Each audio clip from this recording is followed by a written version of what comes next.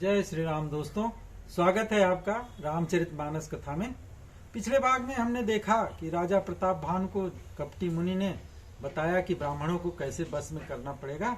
उसके लिए पूरा युक्ति उनको बताया कि मैं खाना बनाऊंगा और आप ब्राह्मणों को परस दो, वो खा लेंगे तो वो और उनका पूरा परिवार आपका कहना मानने लगेगा। और फिर राजा ने वैसा ही किया जैसा मुनि ने कहा। और उसका जो कपटी मुनि का एक दोस्त था राक्षस कालकेत, वो जो है गया वहाँ राजा के पुरोहित का वेश धर के महल में रह गया और वही खाना बनाने के लिए गया हुआ था। लेकिन राजा को पहचान में नहीं आया कि कौन है, ये राक्षस है या फिर मेरे वो कपटी गुरु हैं। तो इतना अंधविश्वास हो गया था उसको, और उसने कुछ उनकी बात मान के तुरंत 1 लाख ब्राह्मणों को निमंत्रण पत्र भेज दिया। आगे क्या होता है देखेंगे आज के प्रसंग में। चलिए शुरू करते हैं आज की कथा। उपरोहित जवनार बनाई, चरस चारि विधि जासु श्रुतिकाई। माया मैं तेहि कीनी रसोई, व्यंजन बहुगनि सकई न कोई। फिर वो जो पुरोहित था, जो कि वो राक्षस कालनेमी था, उसने 6 रस और 4 प्रकार के भोजन, जैसा कि वेदों में बताया गया है वैसा ही बनाया। और उन ब्राह्मणों को जो कि निमंत्रण दिया था राजा ने, उसने मायामयी रसोई तैयार की और इतने व्यंजन बनाए जिन्हें की कोई गिन नहीं सकता। विविध मृगन कर आमिष राधा, तेहि महु विप्र मासु खल साधा।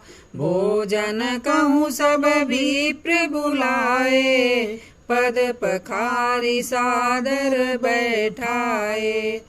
फिर अनेक प्रकार के पशुओं का मांस उसने पकाया और उसमें उस दुष्ट ने ब्राह्मणों का भी मांस मिला दिया। सब ब्राह्मणों को भोजन के लिए बुलाया और चरण धोकर आदर सहित उसने बैठाया। क्योंकि वो कपटी मुनि था और राजा को नाश करना चाहता था, इसलिए वो इस तरह का योजना बनाया था कि हम ऐसा ब्राह्मणों के लिए करें, भोजन बनाएंगे तामसी भोजन, और ब्राह्मण गुस्सा जाएंगे, नाराज हो जाएंगे। और जबकि बताया था कि हम ब्राह्मणों को बस में करने के लिए ये बना रहे हैं। परुसन जब ही लाग मही पाला, भय आकाश बानी तेहि काला। विप्र वृंद उठी उठी गृह जाहूं, है बड़ी हानि अन्न जन खाहू।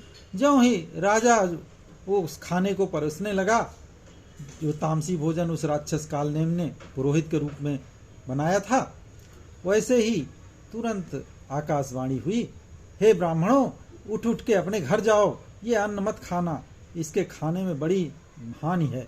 क्योंकि ब्राह्मणों का मदद करना चाहते थे भगवान, तो उन्होंने जो है ऐसी आकाशवाणी किया। भय रसोई भूसुर मासु, सब द्विज उठे मानि विश्वासु। भूप विकल मति मोह भुलानी, भावी बसन आव मुख बानी। रसोई में ब्राह्मणों का मांस बना है, ऐसा आकाशवाणी हुई, और विश्वास मानो सब ब्राह्मण जो है उसको सुने, क्योंकि आकाशवाणी तो सही होती है, और उठ खड़े हुए। राजा ऐसा आकाशवाणी सुन के एकदम से व्याकुल हो गया कि ये क्या हो गया, मैंने तो कुछ और ही उपाय किया था, ये तो आकाशवाणी कुछ और ही बता रही है। उसकी बुद्धि मुंह में भूली हुई थी, वो होनहार जो होना होता है वही होता है। अब उसके कारण उसके मुंह से कोई बात नहीं निकल पा रही थी उस राजा के कि मैं क्या बताऊं, क्योंकि उसने सब कुछ छुपा रखा था, रहस्य रख रखा था, इसलिए अब कुछ बोल भी नहीं पा रहा था मैं कि कौन बनाया है खाना, क्या बनाया है, क्या सोच के बनाया है। ये कुछ बोले बिना चुपचाप उसके कोई वचन नहीं आ रहा है उसके मुंह से। बोले भी प्रसकोप तब नहीं कछु कीनी विचार। जाई निशाचर हो नृप मूढ़ सहित परिवार। तब ब्राह्मण सब क्रोध में आ गए। राजा कुछ बोल नहीं रहा था, उसको चुप देख करके उनका गुस्सा फट पड़ा। उन्होंने बिना कुछ सोचे विचारे श्राप दे दिया कि हे मूर्ख राजा, तू जाके परिवार सहित भयंकर राक्षस हो जाओ। छत्र बंधु तै विप्र बुलाई, घाल लिए सहित समुदायी। ईश्वर राखा धर्म हमारा, जहि हसी तै समेत परिवारा। फिर ब्राह्मणों ने कहा, रे नीच छत्री, तूने तो परिवार सहित ब्राह्मणों को बुलाकर उन्हें नष्ट करना चाहा था, लेकिन भगवान ने हमारे धर्म की रक्षा की। अब जा, तू पूरे परिवार सहित नष्ट हो जाएगा और फिर भयंकर राक्षस बनेगा। संबत मध्य नाश तव को, जलदाता नरहि कुल को। नृप सुनि श्राप विकल अति त्रासा, भय बहोरी बर गिराय आकाशा। ब्राह्मणों ने आगे बोला कि 1 साल के अंदर अंदर तुम्हारा नाश हो जाएगा, तेरे कुल में कोई पानी देने वाला भी नहीं बचेगा। श्राप सुनकर राजा भय के मारे एकदम कांपने लगा, व्याकुल हो गया। और फिर इसके बाद जो है फिर से एक सुंदर आकाशवाणी हुई। विप्रहु श्राप विचार निदीना, नहीं अपराध भूप कचुकीना। चकित विप्र सब सुनि नभ बानी, भूप गयौ जह भोजन खानी। इसके आकाशवाणी हुई कि हे ब्राह्मणों, ये तो आपने विचार के श्राप नहीं दिया, सोच विचार के श्राप नहीं दिया। राजा ने तो कुछ भी अपराध नहीं किया, क्योंकि राजा ने तो कुछ जानबूझ के किया नहीं था। तो आकाशवाणी सुन करके सारे ब्राह्मण आश्चर्यचकित हो गए। फिर राजा तुरंत वहां गया जहाँ पे कि भोजन बन रहा था। वहां जाके देखा, तन असन नहीं विप्र सुवारा, फिरे उराऊ मन सोच अपारा। सब प्रसंग मही सुरन सुनाई, त्रसित पर्यो अवनीय कुलाई। वहां जाके उसने देखा, न तो वहाँ कोई भोजन था, न तो रसोइया ब्राह्मण ही था। तो राक्षस काल केतु अपना काम करके भाग गया था। तब राजा मन में एकदम अत्यंत चिंता करता हुआ वापस लौटा और ब्राह्मणों को पूरा अपना वृत्तांत सुनाया। उसने ब्राह्मणों को बताया कि भाई ये हुआ था, ऐसे हमें कब वो मुनि मिला था, उसने ऐसा कहा, ब्राह्मणों को बस करने के लिए मुझे उपाय बताया। पूरा उसने वृत्तांत अपना बताया और डर के मारे व्याकुल होकर के जमीन पे गिर पड़ा।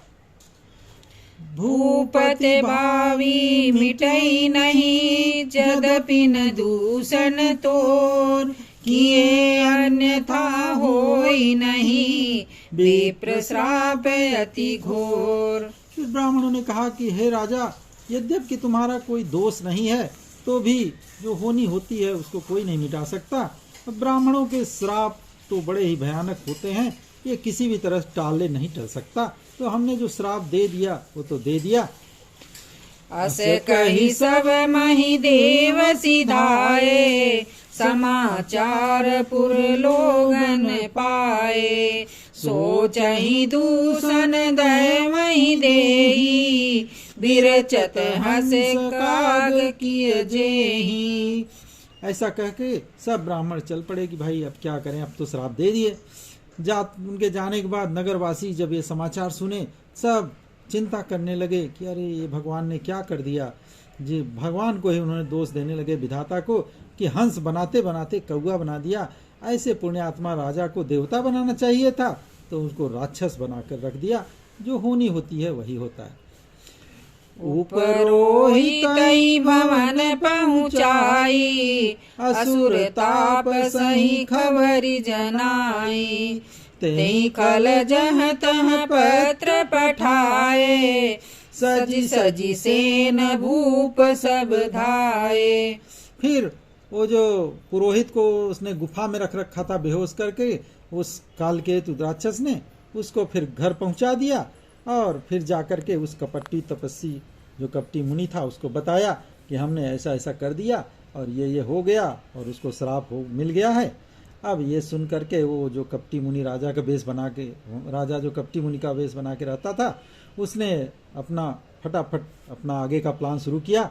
अपने जितने उसके जान पहचान के राजा थे सबको पत्र भेजा कि चलो सब लोग अब मिल करके राजा के ऊपर लड़ाई करनी है, क्योंकि राजा को श्राप मिल गया, अब तो राजा हार ही जाएगा। वैसे भी वो व्याकुल है उसको, तो अब उसको हराना मुश्किल नहीं।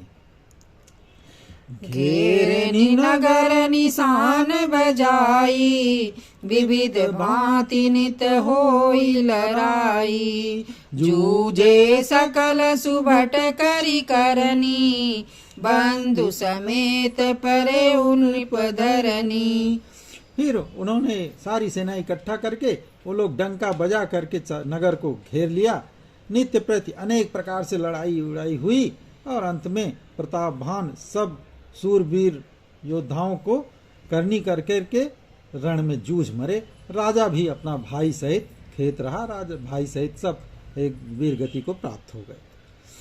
सत्य केतु कुल को नहीं बाचा, विप्र श्राप किमि होई असाचा। रिपुजिति सब नृप नगर बसाई, निज पुर गवने जय जसु पाई। उस सत्यकेतु का जो खानदान पूरा नष्ट हो गया, उसमें कोई भी नहीं बचा। ब्राह्मणों का श्राप झूठा तो हो नहीं सकता, जैसा श्राप दिया था उसके अनुसार ही पूरा उस राजा प्रतापभान का वंश पूरा नष्ट हो गया। और शत्रु जो राजा थे सब जीत करके उस अपना अपना फिर से नगर बसा करके विजय और यश पा करके अपने अपने नगर को सब चले गए। भरद्वाज सुनु जाहि जब, होई विधाता बाम। दूरी मेरु सम जनक जम, ताहि ब्याल सदाम। अब इतनी कथा सुना के याज्ञवल्क्य जी भरद्वाज को कहते हैं, हे मुनि सुनिए, विधाता जब जिसके विपरीत हो जाता है तब उसके लिए धूल भी पहाड़ के समान हो जाता है भारी, और पिता यम के समान हो जाता है, काल रूप दिखाई देने लगता है, और रस्सी सांप के समान दिखाई काटने वाली हो जाती है। ये ऐसा होता है जब विधाता विपरीत हो जाता है। काल पाई मुनि सुन सोई राजा, भयउ निशाचर सहित समाजा। 10 सिर ताहि 20 भुज दंडा, रामन राम वीर बरि बंडा। याज्ञवल्क्य जी बोले, हे मुनि भरद्वाज सुनिए, समय आकर के फिर वही राजा जो प्रतापभान था अपने परिवार सहित रावण नाम का राक्षस बना। उसके 10 सिर और 20 भुजाएं थी, और वो बड़ा ही प्रचंड सूरवीर था। क्योंकि राजा प्रतापी यश वाला था, तो उसी तरह रावण भी अत्यंत प्रतापी और प्रचंड सूरवीर हुआ। भूप अनुज हरिमर्दन नामा, भयउ सो कुंभकर्ण बलधामा। सचिव जोरा धर्म रुचि जासु, भयउ विमात्र बंधु लघुतासु। उस राजा प्रतापभान का जो भाई था अरिमर्दन, वो राजा का छोटा भाई था, तो उसी तरह से यहाँ रावण का बड़ा भाई बना। उसका नाम कुंभकर्ण था, और उसका जो मंत्री था धर्मरुचि, प्रतापभान का मंत्री था जो अत्यंत धर्म ज्ञानी था, वो रावण का सौतेला छोटा भाई विभीषण हुआ। नाम विभीषण जेहि जग जाना, विष्णु भगत विज्ञान निधाना। रहे जसुत सेवक नृप केरे, भय निशाचर घोर घनेरे। वो जो उसका मंत्री था नीति वाला, तो उसका नाम विभीषण हुआ। पूरा विश्व उसे जानता था। वो विष्णु भगवान का एकदम अत्यंत भक्त था। क्योंकि वो ज्ञानी था, तो उसी तरह विभीषण भी ज्ञान विज्ञान के भंडार थे। और जो जितने राजा के अन्य सेवक पुत्र और सब थे, सब बड़े भयानक राक्षस बन गए रावण के साम्राज्य में। सब उसी तरह से पूरा उनका खानदान जो है राक्षस हो गया। काम रूप खल जिन से अनेका, कुटिल भयंकर विगत विवेका। कृपा रहित हिंसक सब पापी, बरनि न जाई विश्व परितापी। वे सब के सब जो राजा प्रतापभान के परिवार वाले संबंधी सेवक सब थे, सब अनेकों तरह के मनमाना रूप धारण करके दुष्ट, कुटिल और भयंकर, विवेक रहित, निर्दयी, हिंसक, पापी और संसार भर को दुख देने वाले हुए। और उनका इतने भयंकर राक्षस थे कि उनका वर्णन यहाँ नहीं किया जा सकता। उपजे जदपि पुलस्त्वकुल पावन यमलयनूप तदपि महीसुर श्राप बस भये सकल अगरूप।